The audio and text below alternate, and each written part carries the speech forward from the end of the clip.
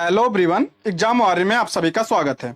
दोस्तों, जैसे आप सभी को पता है कि हम लोग बिहार पुलिस भर्ती को ध्यान में रखते हुए ज्ञान बिंदु के प्रैक्टिस सेट को कर रहे हैं। इसके पहले की वीडियो में इसके सेट 1 के प्रश्नों को देख चुके हैं। आज हम इसके सेट 2 के जीएस के प्रश्नों को देखेंगे। अगर आपने इसके पहले की वीडियो नहीं देखी है तो प्लीज चैनल पर जाके देख सकते हैं। तो चलिए शुरू करते हैं। आज का हमारा पहला प्रश्न है, कालीबंगन किस नदी के किनारे स्थित है? तो हड़प्पा कालीन स्थल कालीबंगन घग्गर नदी के बाएं तट पर स्थित है, यानी इसका राइट आंसर हो जाएगा ऑप्शन बी, घग्गर नदी। कालीबंगन की खोज कब हुई थी?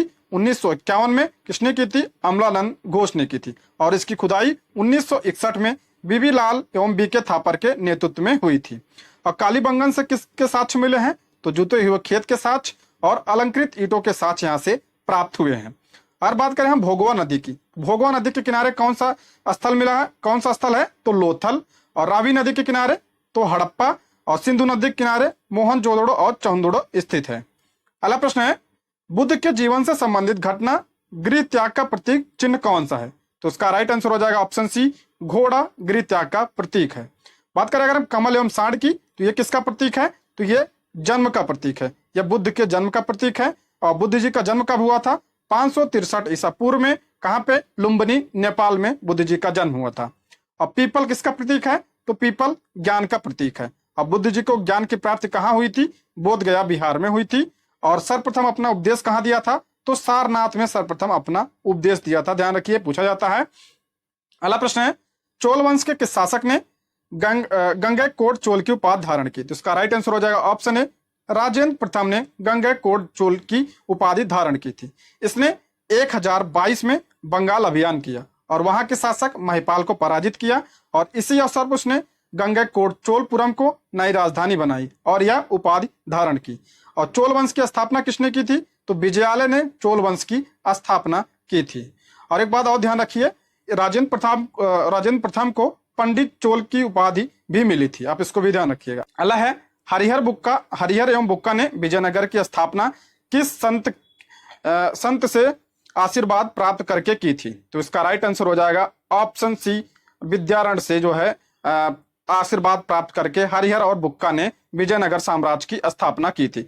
और विजयनगर साम्राज्य की स्थापना कब हुई थी? तो 1336 में विजयनगर साम्राज्य की स्थापना हुई थी। किसने की थी? हरिहर एवं बुक्का ने की थी। ठीक है। अगला प्रश्न है, आध्यात्मिक क्षेत्र में शिवाजी के आचरण पर किसका प्रभाव था? तो इसका राइट आंसर हो जाएगा, यानी इसमें पूछा है शिवाजी के आध्यात्मिक गुरु कौन है बेसिक, तो इसका राइट आंसर हो जाएगा ऑप्शन बी, गुरु रामदास जो है शिवाजी के आध्यात्मिक गुरु थे। अगर आप पूछा जाए राजनीतिक गुरु कौन थे, तो कोंडदेव जो है शिवाजी के राजनीतिक गुरु थे। शिवाजी के माता का क्या नाम था? जीजाबाई। और पिताजी का क्या नाम था? शाहजी भोसले। अगला है, पुर्तगालियों ने अपनी पहली व्यापारिक कोठी कहाँ खोली? तो इसका राइट आंसर हो जाएगा कोचीन में। पुर्तगालियों ने अपनी पहली व्यापारिक कोठी कहाँ खोली थी? कोचीन में। और कब? 1503 ईस्वी में पहली व्यापारिक कोठी खोली थी। और दूसरी कब खोली थी? 1505 में। कहाँ पे? कन्नूर में दूसरी खोली थी। कहाँ पे? कन्नूर में दूसरी व्यापारिक कोठी खोली थी। और पहला पुर्तगाली कौन था जो भारत आया था? तो 1498 में कौन आया था? वास्को डिगामा पहला पुर्तगाली था। अगर पूछा जाए पहला वायसराय कौन था पुर्तगालियों का, तो अल्मीडा पहला वायसराय था।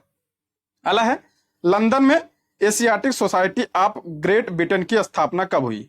तो इसका राइट आंसर हो जाएगा, कब हुई थी? किसकी? Asiatic Society of great Britain. तो इसकी स्थापना हुई थी 1823 में। इसे रॉयल एशियाटिक सोसाइटी भी कहा जाता है। क्या कहा जाता है? रॉयल एशियाटिक सोसाइटी भी कहा जाता है। और इसकी स्थापना किसने की थी? तो हेनरी थॉमस कोलब्रुक ने इसकी स्थापना की थी। कौन? हेनरी थॉमस कोलब्रुक ने इसकी स्थापना की थी। और एक है एशियाटिक सोसाइटी ऑफ बंगाल। क्या है? Asiatic Society of Bengal. उसकी स्थापना कब हुई थी? तो उसकी स्थापना 1784 में हुई थी। 1784 में इसकी स्थापना हुई थी कोलकाता में। और इसकी स्थापना किसने की थी? तो विलियम जोन्स ने। किसकी? एशियाटिक सोसाइटी ऑफ बंगाल की। अगला है, ब्रिटिश हाउस ऑफ कॉमन्स का चुनाव लड़ने वाले प्रथम भारतीय कौन थे जो चुनाव हार गए थे? ध्यान रखिए, इसमें पूछा है कौन थे जो चुनाव हार गए थे। तो इसका राइट आंसर हो जाएगा ऑप्शन सी, WC बनर्जी चुनाव लड़े थे और हार गए थे। बात करें अगर WC बनर्जी की, तो ये कांग्रेस के पहले अध्यक्ष थे। और एक प्रश्न और पूछा जाता है, कौन भारतीय जो ब्रिटिश संसद में चुने गए थे। ये तो हार गए थे, और कौन थे जो जीते थे? तो दादा भाई नौरोजी थे। कब? 1892 में ये वहां के सांसद बने थे। अगला है, अखिल भारतीय ट्रेड यूनियन कांग्रेस के संस्थापक कौन थे? तो इसका राइट आंसर हो जाएगा option B B N M Joshi. N M Joshi Akhil Bharatiya trade union Congress के संस्थापक थे। इसकी स्थापना कब हुई थी? 31 अक्टूबर 1920 को इसकी स्थापना हुई थी। और इसके प्रथम अधिवेशन की अध्यक्षता किसने की थी? तो लाला लाजपत राय ने इसके प्रथम अधिवेशन की अध्यक्षता की थी। और यह कहाँ हुआ था? तो मुंबई में इसका प्रथम अधिवेशन हुआ था। अगला है, भारतीय राष्ट्रीय कांग्रेस की प्रथम महिला अध्यक्ष कौन थी? मोस्ट इंपॉर्टेंट प्रश्न है। तो इसका राइट आंसर हो जाएगा, देखिए पहली प्रथम महिला पूछा है, तो इसका राइट आंसर हो जाएगा option C, Shrimati Annie Besant. Shrimati Annie Besant ये कब कांग्रेस की अध्यक्ष बनी थी? तो 1917 में। 1917 में कलकत्ता अधिवेशन के, ठीक है, कब? 1917 के कलकत्ता अधिवेशन में ये अध्यक्षता की थी। अगर पूछा जाए पहली भारतीय महिला कौन थी जो अध्यक्ष बनी थी, तो सरोजिनी नायडू। सरोजिनी नायडू 1925 के कानपुर अधिवेशन की अध्यक्षता की थी। आप इन दोनों में कंफ्यूजन मत होइएगा, ठीक है। अगला है, फ्रांस एवं प्रसा के बीच सेडान का युद्ध कब हुआ था? तो इसका राइट आंसर हो जाएगा 1 सितंबर 1870 को सेडान का युद्ध हुआ था। अगला है, निम्नलिखित में जर्मन भाषा में बाइबिल का अनुवाद पूछा है। निम्नलिखित में जर्मन भाषा में बाइबिल का अनुवाद प्रस्तुत किसने किया था? तो ऑप्शन देख लेते हैं। ऑप्शन है Roger Bacon, Thomas More, Martin Luther, John Wycliffe. तो इसका राइट आंसर हो जाएगा option C, Martin Luther. Martin Luther ने बाइबिल का जर्मनी में अनुवाद किया था।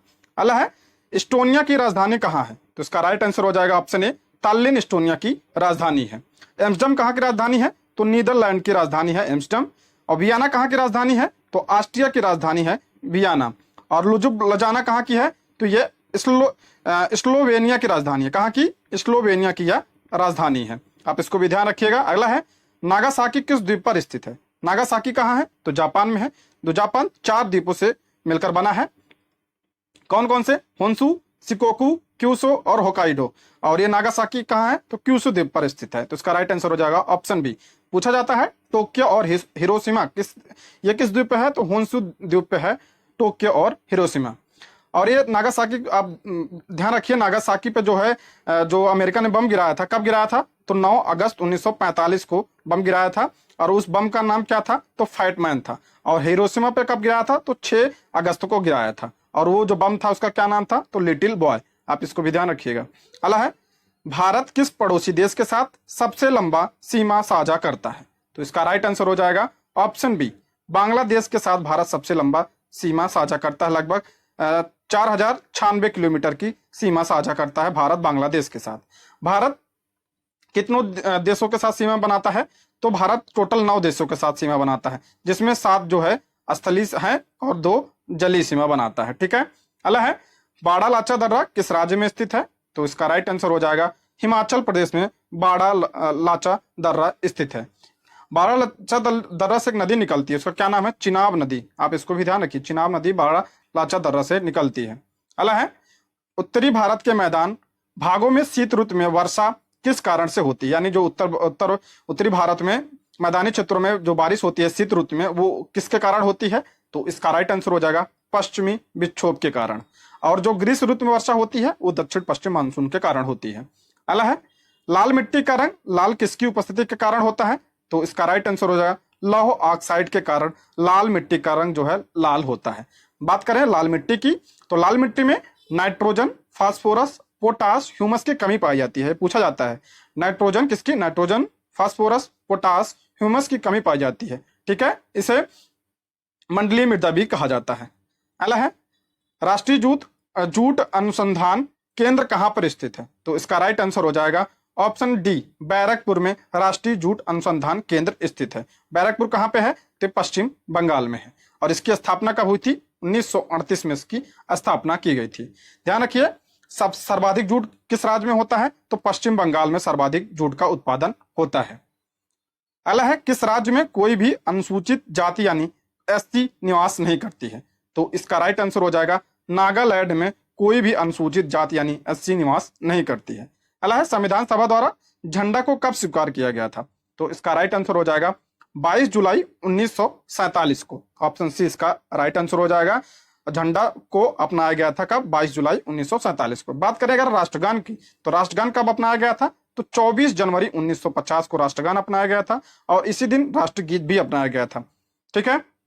अगला है राष्ट्रपति के पद खाली रहने पर उपराष्ट्रपति की हैसियत से कार्य करता है किस अनुच्छेद में के तहत? यानी करा राष्ट्रपति के पद खाली होने पर उपराष्ट्रपति राष्ट्रपति की हैसियत से कार्य करता है, ये किस अनुच्छेद में है? तो इसका राइट आंसर हो जाएगा आर्टिकल 65 में। ऑप्शन ए इसका राइट आंसर हो जाएगा। और बात करें आर्टिकल 64 की, तो आर्टिकल 64 में क्या कहा गया है? तो उपराष्ट्रपति जो है वो राज्यसभा का पदेन सभापति होगा। ये किसमें कहा गया है? तो आर्टिकल 64 में यह कहा गया है। अगला है अंडमान निकोबार द्वीप समूह की सबसे ऊंची पर्वत चोटी कौन सी है? इसमें पूछा सबसे ऊंची चोटी, तो इसका राइट आंसर हो जाएगा सैंडल पीक। ऑप्शन सी इसका राइट आंसर हो जाएगा। और इसकी ऊंचाई कितनी है? 732 मीटर इसकी ऊंचाई है। दोस्तों यदि आप हमारे चैनल पर नए हैं तो प्लीज चैनल को सब्सक्राइब करें। यदि आपको वीडियो पसंद आती है तो लाइक शेयर और कमेंट में करें। और अगर आप इसका पीडीएफ चाहते हैं तो ज्वाइन कीजिए हमारे टेलीग्राम चैनल को, जिसका लिंक आपको डिस्क्रिप्शन बॉक्स या कमेंट बॉक्स में मिल जाएगा। तो आगे देखते हैं, ब्रह्मपुत्र नदी किस हिमानी से निकलती है? तो इसका राइट आंसर हो जाएगा ऑप्शन बी, चेम युंग डूंग से निकलती है ब्रह्मपुत्र नदी। बात करें अगर ब्रह्मपुत्र नदी की, तो इसकी लंबाई कितनी है? 2900 किलोमीटर इसकी लंबाई है और यह भारत से गुजरने वाली सबसे लंबी नदी है। और ब्रह्मपुत्र नदी को बांग्लादेश में किस नाम से जाना जाता है? तो जमुना नाम से जाना जाता है। किस नाम से? जमुना नाम से जाना जाता है ब्रह्मपुत्र नदी को बांग्लादेश में। अगला है सबसे लंबा तक अवधि एक ही विभाग का कार्य संभालने वाली केंद्रीय मंत्री कौन है?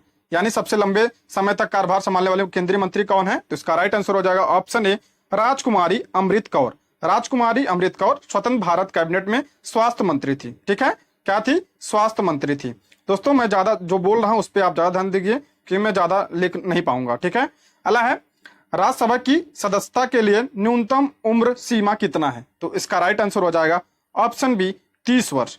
30 वर्ष जो है राज्यसभा की सदस्यता की उम्र होनी चाहिए। अगर बात करें लोकसभा की कितनी उम्र होनी चाहिए, तो 25 वर्ष लोकसभा के लिए, और राष्ट्रपति के लिए कितना?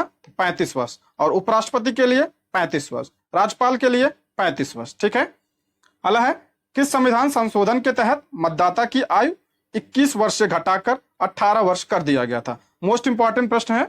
तो इसका राइट आंसर हो जाएगा 61वें संविधान संशोधन के तहत 21 जो मतदाता की आयु है उसे 21 वर्ष से घटाकर 18 वर्ष कर दिया गया था। और यह संशोधन कब हुआ था? तो 1989 में संशोधन हुआ था। अगला प्रश्न है संसदात्मक शासन प्रणाली कहां से लिया गया? यानी संसद की प्रणाली जो है कहां से लिया गया है? तो इसका राइट आंसर हो जाएगा ऑप्शन डी, ब्रिटेन से यह लिया गया है। बात करें अगर ब्रिटेन से और क्या लिया गया है, एकल नागरिकता भी यहां से लिया गया। आप इसको भी ध्यान रखिएगा, एकल नागरिकता कहां से लिया गया है? ब्रिटेन से लिया गया है। बात करें अगर जर्मनी की, तो जर्मनी से क्या लिया गया है? आप नोट करिएगा, आपातकाल के दौरान मूल अधिकारियों का निलंबन जो है जर्मनी से लिया गया है। और आयरलैंड से क्या लिया गया है? डीपीएसपी यानी नीति निर्देशक तत्व कहां से लिया गया है? आयरलैंड से। और कनाडा से कहां क्या लिया गया है? संघात्मक ढांचा जो है कनाडा से लिया गया है। अगला है भारतीय संविधान के किस भाग में सहकारी समितियों की चर्चा की गई है? तो इसका राइट आंसर हो जाएगा ऑप्शन बी, भाग 9 खा, यानी भाग 9 बी भी मिलेगा आपको। तो इसका राइट आंसर हो जाएगा ऑप्शन बी। अगर बात करें इसके अनुच्छेद की, तो अनुच्छेद 243 जेड एच से 243 जेड टी तक इसका उल्लेख मिलता है। अगला है मुख्य चुनाव आयुक्त का वेतन प्रतिमाह कितना होता है? तो इसका राइट आंसर हो जाएगा ऑप्शन ए, 2,50,000 मुख्य चुनाव आयुक्त का वेतन होता है। बात करें अगर वर्तमान में मुख्य चुनाव आयुक्त कौन है, तो राजीव कुमार वर्तमान में मुख्य चुनाव आयुक्त है। ठीक है। अगला है प्रथम योजना आयोग के उपाध्यक्ष कौन थे? पूछा है प्रथम योजना आयोग के उपाध्यक्ष कौन थे? तो योजना आयोग की स्थापना कब हुई थी? 1950 में इसकी स्थापना हुई थी। और अध्यक्ष कौन थे? जवाहरलाल नेहरू। और उपाध्यक्ष कौन थे? तो गुलजारी लाल नंदा। तो ऑप्शन सी इसका राइट आंसर हो जाएगा। अगला है पंडित जवाहरलाल नेहरू द्वारा आंध्र प्रदेश राज्य में पंचायती राज का शुभारंभ कब किया गया था? तो इसका राइट आंसर हो जाएगा 11 अक्टूबर 1959 को। ध्यान रखिए, यहां आंध्र प्रदेश पूछा। अगर पूछा जाए पहली पंचायत का, देश की पहली पंचायत का कहां किया गया था, तो 2 अक्टूबर 1959 को राजस्थान के नागौर, आप ध्यान रखिए, राजस्थान नागौर जिले में पहली पंचायत का उद्घाटन किया गया था। और उसके बाद 11 अक्टूबर को दूसरी पंचायत का उद्घाटन किया गया था। और किसके द्वारा? जवाहरलाल नेहरू द्वारा। अगला है अंतरराष्ट्रीय ओलंपिक समिति की सदस्य बनने वाली प्रथम भारतीय महिला कौन है? एक ही भारतीय महिला है, तो इसका right answer option B Nita Ambani. अगला है प्रथम प्रायोजित सीरियल कौन है? तो इसका राइट आंसर हो जाएगा ये हम लोग जो ये सीरियल है प्रथम प्रायोजित सीरियल है। और इसका प्रायोजन कब किया गया था? तो इसका प्रायोजन किया गया था 1984 में, ठीक है। और इसके जो है डायरेक्टर कौन थे? कुमार वासुदेव। अगला है प्रथम फुटबॉल विश्व कप जीतने वाला पहला देश कौन सा था? तो इसका राइट आंसर हो जाएगा उरुग्वे प्रथम फुटबॉल विश्व कप जीतने वाला पहला देश था। और पहला विश्व कप कब हुआ था फुटबॉल का? तो 1930 में हुआ था। और ये किसको हराया था? तो अर्जेंटीना को। अगला है सेंट्रल एक्सटर्नल लेंजा डिपार्टमेंट किस देश की गुप्तचर संस्था है? तो इसका राइट आंसर हो जाएगा चीन की यह गुप्तचर संस्था है। बात करें भारत की कौन सी गुप्तचर संस्था है? रॉ। और अमेरिका की कौन सी है? एनएसए। अगला है केंद्रीय चमड़ा अनुसंधान संस्था कहाँ स्थित है? तो इसका राइट आंसर होगा ऑप्शन ए चेन्नई में केंद्रीय चमड़ा अनुसंधान स्थित है। अगला प्रश्न है निम्नलिखित में से कौन सा लोक नृत्य का संबंध छत्तीसगढ़ राज्य से है? तो इसका राइट आंसर हो जाएगा ऑप्शन ए पाडवानी नृत्य का संबंध कहां से है? छत्तीसगढ़ की। और नृत्य की बात करें तो यहाँ की नृत्य है कर्मा, सुआ और गौर। इसको भी आप ध्यान रखिए, कर्मा, सुआ, गौर। यहाँ ये कहाँ का है? छत्तीसगढ़ की। बात करें अगर पनिहारी, ये कहाँ का है? तो राजस्थान का है। हिकात कहाँ का है? तो जम्मू एंड कश्मीर का यह लोक नृत्य है। और यक्षगान की बात करें तो यक्षगान कहाँ का है? तो यह कर्नाटक राज्य का लोक नृत्य है। आप इसको भी ध्यान। अगला प्रश्न है निम्न में से किस खेल में 5 खिलाड़ी होते हैं? तो इसका राइट आंसर हो जाएगा ऑप्शन बी बास्केटबॉल में 5 खिलाड़ी होते हैं। बात करेंगे फुटबॉल में कितने खिलाड़ी होते हैं? 11। और वाटर पोलो में कितने खिलाड़ी होते हैं? 7। और क्रिकेट में कितने खिलाड़ी होते हैं? तो 11 क्रिकेट में होते हैं। अगला प्रश्न है विश्व युवा दिवस कब मनाया जाता है? तो इसका राइट आंसर हो जाएगा 12 अगस्त को विश्व युवा दिवस मनाया जाता है। एक और ध्यान रखिए, राष्ट्रीय युवा दिवस कब मनाया जाता है? तो 12 जनवरी को राष्ट्रीय युवा दिवस मनाया जाता है स्वामी विवेकानंद की जयंती पर।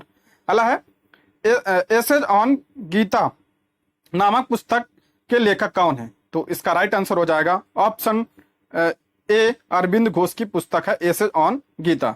अगला है निम्न में कौन सा पुरस्कार साहित्य के क्षेत्र में दिया जाता है? तो इसका राइट आंसर हो जाएगा ऑप्शन बी ज्ञानपीठ पुरस्कार साहित्य के क्षेत्र में दिया जाता है। और प्रथम व्यक्ति कौन है जिन्हें ज्ञानपीठ पुरस्कार मिला था? तो जी शंकर कुरूप। किसे? जी शंकर कुरूप को प्रथम ज्ञानपीठ पुरस्कार मिला था। ये मलयाली लेखक हैं। और पूछा जाता है प्रथम हिंदी लेखक कौन है जिन्हें ये ज्ञानपीठ पुरस्कार प्राप्त हुआ? तो सुमित्रा नंदन पंत को प्रथम ये हिंदी लेखक है जिन्हें यह पुरस्कार प्राप्त हुआ था। बात करें अगर हम 2023 में ज्ञानपीठ पुरस्कार किसे मिला? तो दामोदर मौजो को 2023 में पुरस्कार मिला है। अगला है सर्वप्रथम गहन पारिस्थितिकी शब्द का प्रयोग किसने किया गया? ध्यान रखिए, इसमें पूछा है सर्वप्रथम गहन पारिस्थितिकी नहीं पूछा है, गहन पारिस्थितिकी। तो इसका राइट आंसर हो जाएगा ऑप्शन ए अर्नीज नेस ने गहन पारिस्थितिकी शब्द का प्रयोग किया। अगर पूछा जाए पारिस्थितिकी शब्द का सर्वप्रथम किसने प्रयोग किया था? तो अर्नेस्ट हैकल ने सर्वप्रथम पारिस्थितिकी शब्द का प्रयोग किया था। ठीक है।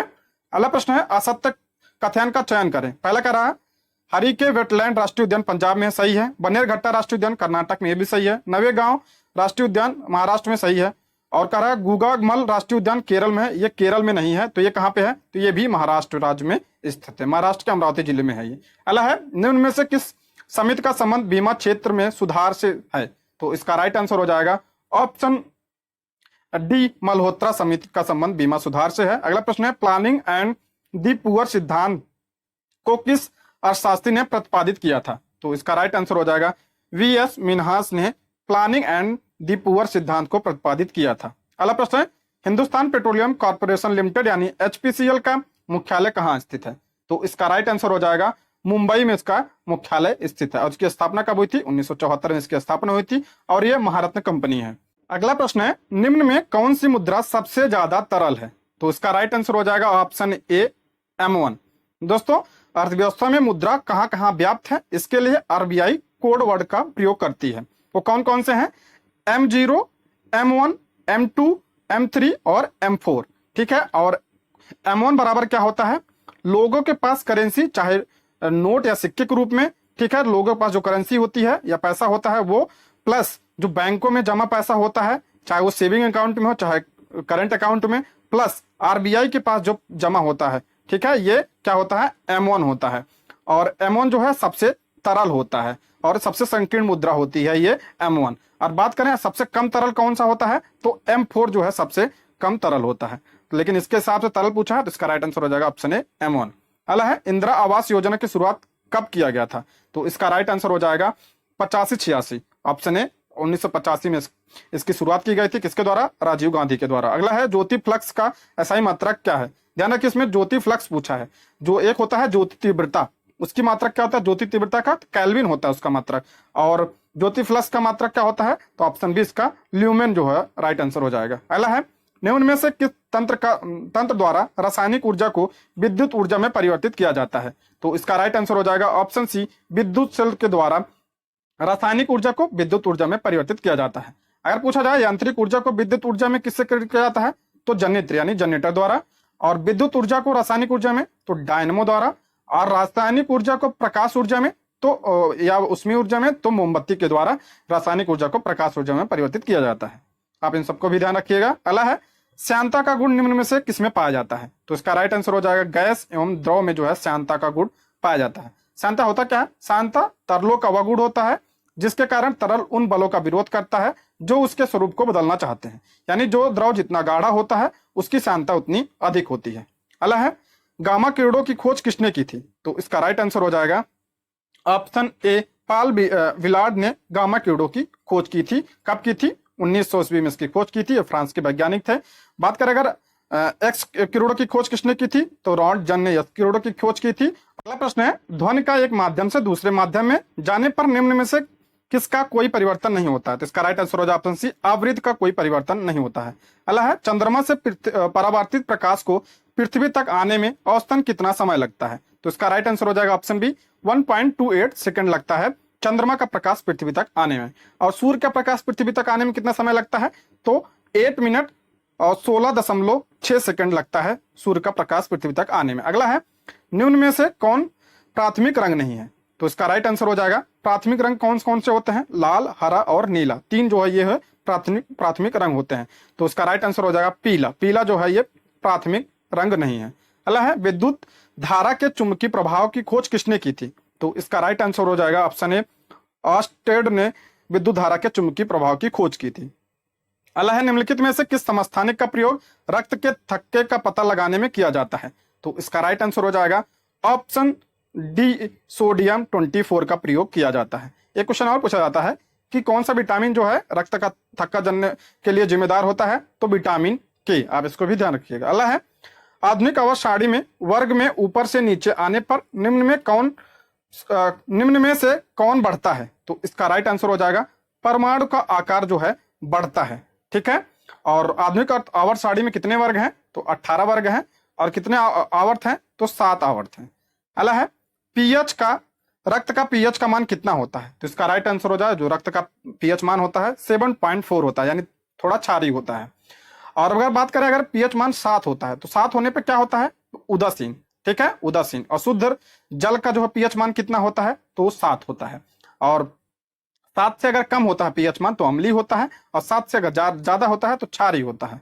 अगला है प्राकृतिक रबड़ को कठोर बनाने के लिए इनमें से क्या मिलाया जाता है, तो इसका राइट आंसर हो जाएगा ऑप्शन बी, प्राकृतिक रबड़ को ठोस बनाने के लिए सल्फर का प्रयोग किया जाता है। और यह किस विधि से किया जाता है, तो वाल्कनीकरण द्वारा इसे किया जाता है। किसके द्वारा, वाल्कनीकरण के द्वारा इसका ये किया जाता है। ठीक है, अगला है कॉपर सल्फेट का या नीलथोथा, कॉपर सल्फेट को क्या कहा जाता है, नीलथोथा कहा जाता है। इसका फार्मूला क्या है, तो ऑप्शन सी, CuSO4 × 5H2S का फार्मूला होता है।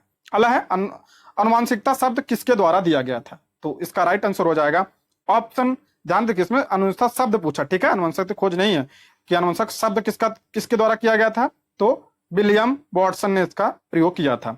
अगर बात करें अनुवंशक खोज किसने की थी, तो उसका राइट आंसर हो जाएगा मेंडल ने। ठीक है, यानी अनुवंशिकता जनक किसे कहा जाता है, मेंडल को अनुवंशिकता का जनक कहा जाता है। अगला है आलू किस प्रकार के तने का उदाहरण है, आलू जो है कंद का उदाहरण है। बात करें अगर प्रकंद का उदाहरण पूछा जाए तो क्या है, हल्दी, अदरक, फर्न जो होते हैं ये प्रकंद का उदाहरण होते हैं। और ये घनकंद का उदाहरण जिमीकंद जो होता है वो घनकंद का उदाहरण होता है। और सलकंद की लहसुन प्याज जो होता है वो सलकंद होते हैं। अगला है निम्न में से कौन से ऊतक के कारण पादपों में लचीलापन पाया जाता है, यानी जो पादपों में लचीलापन पाया जाता है वो किसके कारण होता है? तो किसके कारण होता है? कोलेन काइमा के द्वारा होता है। तो इसका राइट आंसर हो जाएगा ऑप्शन बी, स्थूल कोण। अगर कोलेन काइमा भी दिया हो, क्या कोलेन काइमा, आप इसको ध्यान रखिए, पूछा जाता है कोलेन काइमा के द्वारा यह लचीलापन होता है। अब पूछा जाएगा प्रबलता यानी कठोरपन किसके कारण होता है? तो स्क्लेरन काइमा के द्वारा। किसके द्वारा? स्क्लेरन काइमा के द्वारा होता है। अगला है केचुआ जोंक एवं नेरिस किस संघ में पाया जाता है? तो इसका राइट आंसर हो जाएगा ऑप्शन बी, एनेलिडा संघ में पाया जाता है केचुआ, जोंक और नेरिस। ठीक है, सिलेंट्रेटा में, आर्थ्रोपोडा में आप देख लीजिएगा। अगला है निम्न में से किस रक्त समूह को सर्वदाता कहा जाता है? तो इसका राइट आंसर हो जाएगा ऑप्शन ए, ओ जो है सर्वदाता होता है। टोटल कितने ब्लड ग्रुप हैं? तो 4 हैं। इसकी ब्लड ग्रुप की खोज किसने की थी? तो कार्ल लैंडस्टीनर ने इसकी खोज की थी। कौन कौन से हैं? ओ, ए, बी और ए और बी। ठीक है, 4 हैं।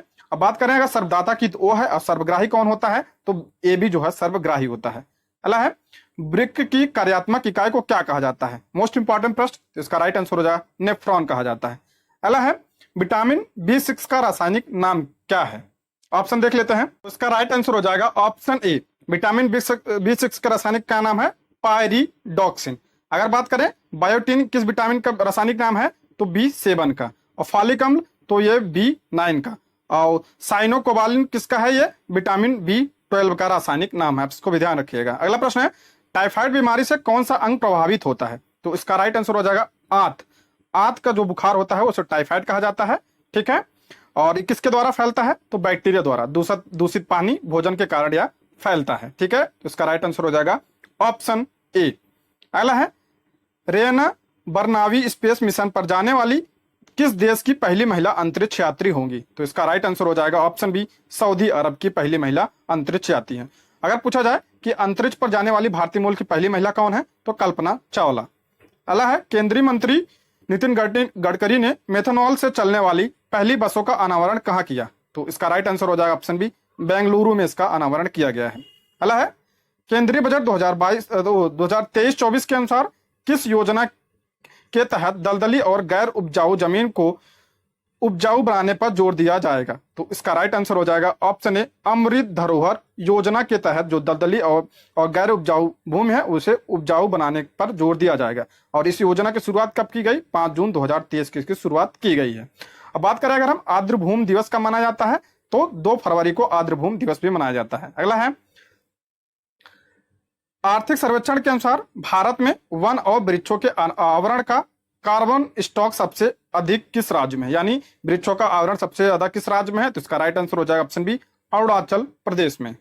अगला है के बिरला फाउंडेशन द्वारा किस भाषा की लेखिका शिव शंकरी को उनकी कृति सूर्यवंशम के लिए वर्ष 2022 के सरस्वती सम्मान के लिए चुना गया? तो इसका राइट आंसर होगा ऑप्शन ए, ये तमिल लेखिका है। और ऐसा डायरेक्ट पूछ लिया जाता है कि सरस्वती सम्मान किसे प्रदान किया गया? तो शिव शंकरी को, और इनकी कृति सूर्यवंशम के लिए प्रदान किया गया है। अगर पूछा जाए व्यास सम्मान किसे प्रदान किया गया? तो ज्ञान चतुर्वेदी को, और उनकी रचना पागलखाना के लिए। ठीक है, ध्यान रखिए, ज्ञान चतुर्वेदी की उनकी रचना पागलखाना के लिए उन्हें व्यास सम्मान प्रदान किया गया। और ये दोनों सम्मान किसके द्वारा दिया जाता है? तो के बिरला फाउंडेशन के द्वारा यह प्रदान किया जाता है। दोस्तों, ये रहे आज के जीएस के प्रश्न। Thank you for watching.